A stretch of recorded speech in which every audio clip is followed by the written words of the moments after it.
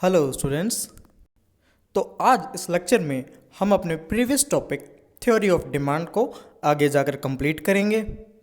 Previous lecture में आपने देख लिया था कि डिमांड क्या होती है, क्वांटिटी डिमांडेड क्या होती है और इनके डिटर्मिनेंट्स क्या होते हैं।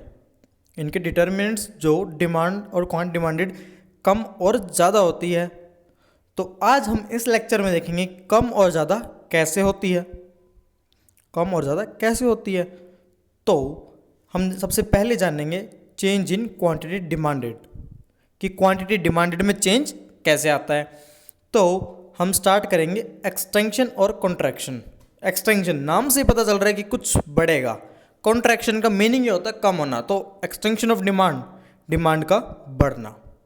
तो यहाँ हम देखेंगे कि डिमांड बढ़ जाएगी जब हमारा प्राइस 4 है, P1 पर है। हम यहाँ मैंने P1 को 4 लेट किया है प्राइस, और तब हमारी क्वांटिटी डिमांडेड क्या 1 यूनिट की क्वांटिटी डिमांडेड है। लेकिन जब हमारा प्राइस 1 पर आ गया, तो जब हमारा प्राइस 1 पर आ गया तो हमारी क्वांटिटी डिमांडेड क्या 2 तक पहुंच गई। चेंज इन डिमांड आया। जितना हमने प्राइस को कम किया उतनी ही ज़्यादा हमारी डिमांड बढ़ गई, हमारा एक्सटेंशन आया। एक्सटेंशन मतलब बढ़ गया, तो इस वजह से हमारा स्लोप्स डाउनवर्ड भी आया। तो ये होगा एक्सटेंशन ऑफ डिमांड। अब हमने देख लिया एक्सटेंशन, अब हम देखेंगे कॉन्ट्रैक्शन कैसे होगा। इसमें हमारा स्लोप अपवर्ड की तरफ जाएगा, जैसे आप एरो देख सकते हैं।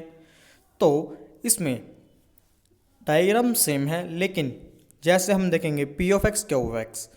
P ऑफ एक्स मतलब प्राइस, जब हमारा प्राइस 1 था मतलब P2, हमने यहाँ प्राइस P1 मतलब P2। जब हमारा प्राइस P2 था तो हमारी क्वांटिटी डिमांडेड क्यू 2 थी, मतलब 4 यूनिट्स की क्वांटिटी डिमांडेड थी। लेकिन जब हमने प्राइस को P1 कर दिया, 4 पर ले गए, तब हमारी क्वांटिटी डिमांडेड कम हो गई।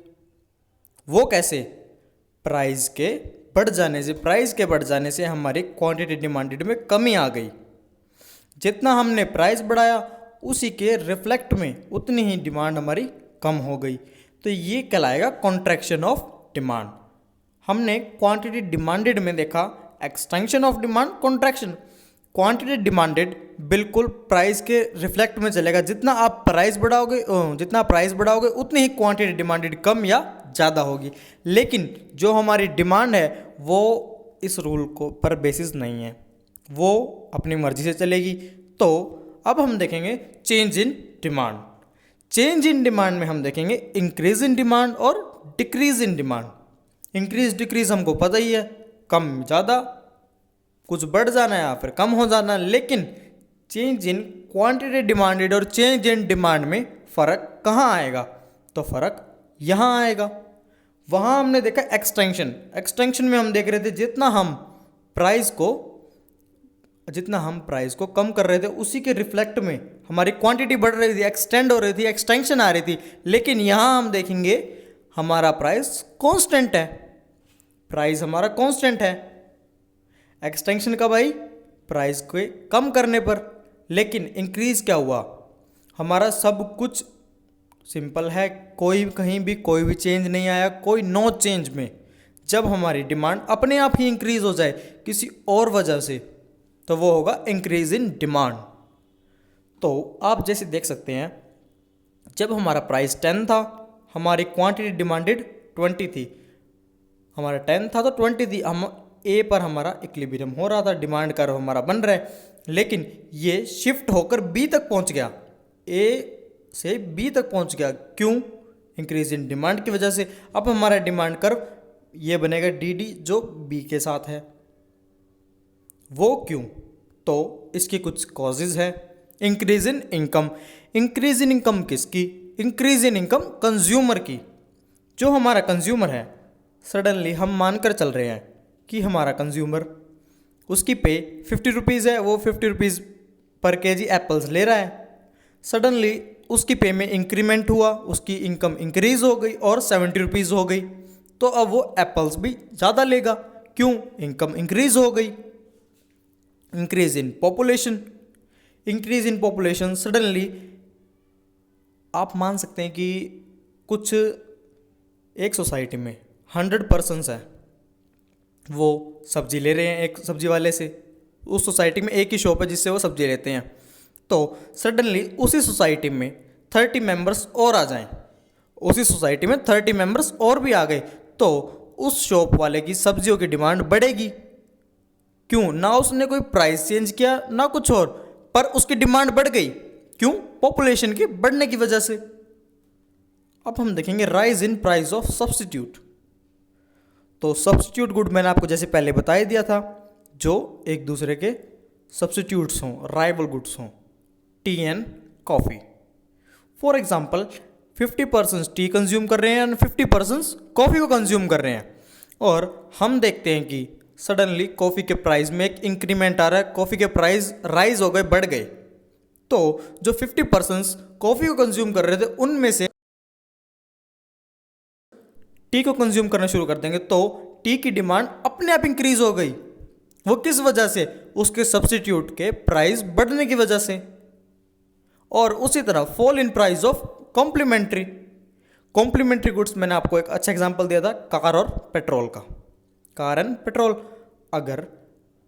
अगर मान लीजिए कार है, कार 5 लाख की थी, 5 लाख पर कार है, लेकिन वो अपनी प्राइस को घटा दे, प्राइस को 4 लाख कर दे, तो काफ़ी कंज्यूमर्स थे जिनके पास 4 लाख थे, desire to buy purchasing power, और वो खरीदना चाहते थे, उनकी डिमांड थी।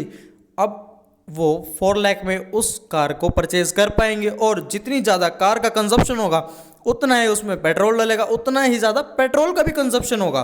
कंजप्शन करेंगे तो डिमांड बढ़ेगी। जितना ज़्यादा डिमांड बढ़ेगी, वो क्यों बढ़ी? क्योंकि कॉम्प्लीमेंट्री गुड्स के प्राइस में फॉल आ गया। और जैसे हमने एक डिटर्मिनेंट देखा था एक्सपेक्टेशन, एक्सपेक्टेशन कुछ अच्छी भी हो सकती है, कुछ गलत भी। अब हम यहाँ देखेंगे कि एक्सपेक्टेशन की फ्यूचर में प्राइस राइज बढ़ने वाला है। अगर कोई कंज्यूमर ये सोच ले कि फ्यूचर में प्राइस बढ़ने वाला है, तो वो अभी उस गुड को डिमांड बढ़ा देगा उस गुड्स की, और उसका स्टॉक करना चाहेगा। तो डिमांड बढ़ी, लेकिन किस एक्सपेक्टेशन की वजह से? राइज इन प्राइस की एक्सपेक्टेशन की वजह से। तो ये कुछ डिटर्मिनेंट्स हैं जिनकी वजह से increase in demand take place. तो अब हमने देख लिया इंक्रीज, अब हम देखेंगे डिक्रीज। सेम केस है, प्राइस वही 10 था, अब भी 10 है, लेकिन पहले क्वांटिटी हमारी 30 थी, अब 20 पर आ गई, ए से फिर बी पर आ गई। पहले हमने देखा था ये एरो दूसरी तरफ थी, अब इस तरफ है, हमारी क्वांटिटी 30 से 20 की तरफ आ रही है। तो वो क्यों? अब हम इसके कॉजेज देखेंगे। इसके कॉजेज भी बिल्कुल सेम है, लेकिन उसके अपोजिट है। वहाँ हमने देखा था इंक्रीज इन डिमांड, यहाँ हम देखेंगे डिक्रीज इन इनकम। यहाँ हम देखेंगे डिक्रीज इन इनकम।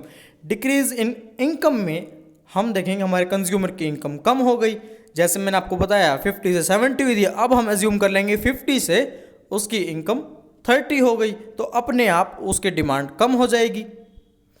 जैसे हमने देखा था कि एक सोसाइटी में 100% रह रहे थे और वो वेजिटेबल्स की डिमांड करते थे, हमने देखा कि 30% और आए थे और डिमांड इंक्रीज हो गई थी। अब हम देखेंगे डिक्रीज। डिक्रीज में जो 100% वहाँ एग्जिस्ट कर रहे थे, उनमें से भी 30% चले गए, अब वहाँ सिर्फ 70 बचे। अब वो 70 ही डिमांड करेंगे, पहले 100 कर रहे थे, अब 70 करेंगे। डिक्रीज इन डिमांड हुआ, प्राइस में कोई चेंज नहीं आया, लेकिन डिक्रीज इन डिमांड हुआ। क्यों? डिक्रीज इन पॉपुलेशन की वजह से। वहां हमने देखा fall in price of complementary goods, यहां हम देखेंगे rise in price of complementary goods. जैसे मैंने आपको बताया कि एक कार है, कार के प्राइस 4 लाख हो गए थे, तो कार का कंजप्शन ज़्यादा होने लगा, पेट्रोल का अपने आप ज़्यादा हो गया। लेकिन यहाँ हम देखेंगे कि उसके प्राइजेज में एक राइज आ गया, उसके प्राइजेज इंक्रीज हो गए। प्राइजेज अब कार के 5 लाख से 6 लाख हो गए। अब जो पर्सन 5 लाख में उसको बाय कर पा रहे थे वो नहीं कर पा रहे, तो उसका कंजप्शन अपने आप कम हो गया। कार का कंजप्शन कम होने की वजह से पेट्रोल का कंजप्शन अपने आप कम हो जाएगा। वो कैसे? पेट्रोल कैसे यूज़ होएगा? कार से। कार में पेट्रोल डलेगा तभी पेट्रोल यूज़ हो पाएगा, और अगर कार ही कम चलेगी तो पेट्रोल तो अपने आप कम यूज़ होगा। तो अगर राइज इन प्राइस हो जाए कॉम्प्लीमेंट्री गुड्स का, तो डिमांड अपने आप डिक्रीज हो जाएगी।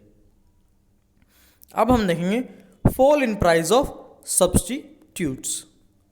Fall in price of substitutes, substitute good जैसे मैंने आपको बताया टी एंड कॉफ़ी, सबसे अच्छे सब्स्टिट्यूट गुड्स यही माने जाते हैं टी एंड कॉफ़ी।